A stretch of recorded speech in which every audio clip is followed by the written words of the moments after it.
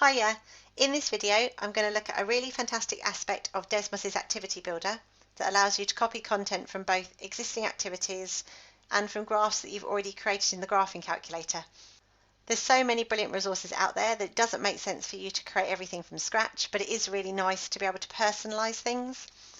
If you want to find something that's been created by Desmos, you can go to teacher.desmos.com where there's a search facility. Or you can use the search engine to search for activities that have been created by other teachers.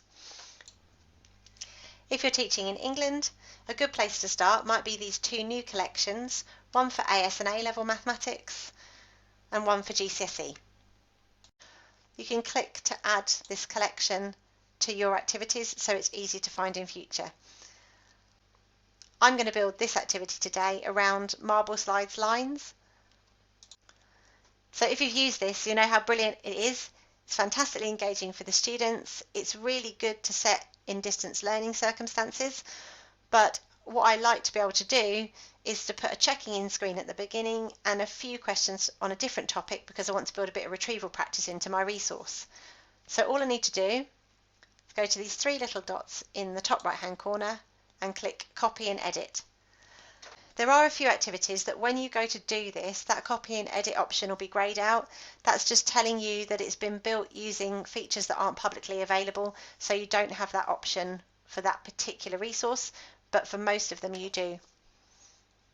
Click that, and Desmos creates me my own version. I can change the title in this top bar, and then I can consider if there are any edits I want to make. One thing I think is really nice to do is to add in a checking in screen so that you can build into this activity the kind of checking that you would have done with students face to face as they walked into the room. Desmos have created a really lovely collection called Starter Screens that's available under their featured collections. You can find it in this left hand pane. So if I go to checking in, it doesn't make sense for me to take a copy of this entire resource because all I want to do is put a single checking in screen into my lesson. To do that, go down to the student preview, click the screen you're interested in, go up to the top bar and click copy this screen. You can also use Control and C. You get a green notification to tell you that it's copied. Go back into your activity and click a slide on the left hand pane, and then use Control V to paste the screen in.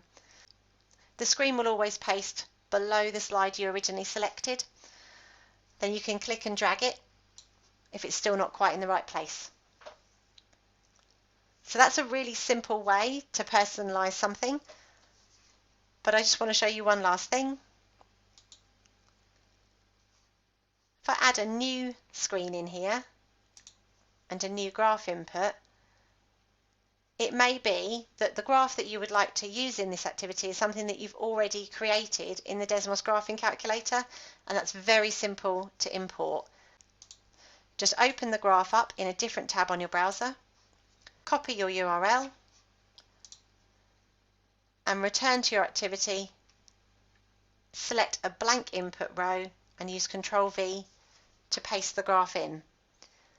Do be warned, if you do this on a graph component that already has information in the input pane, it will overwrite anything that's there. So it's important to do this on a blank graph.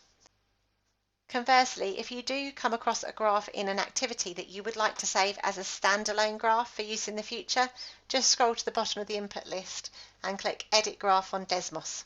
The graph will open up in the graphing calculator and you can save it in the normal way.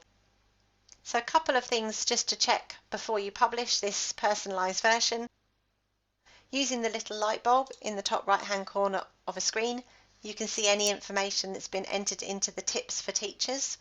These appear on the teacher dashboard when you're running the activity and on the teacher handout, so it is worth just double checking that they say what you want them to say. Once you're happy with all of your screens, click Next. Check that the activity description is still relevant for your personalised version, and you might want to enable a scientific calculator as well, and then click Publish. And your activity is ready to be used with your group or shared with other members of your team. I really hope that's given you a little bit of inspiration. Good luck with everything, and don't forget, if you want to learn more about Desmos classroom activities, just go to learn.desmos.com. Take care, bye.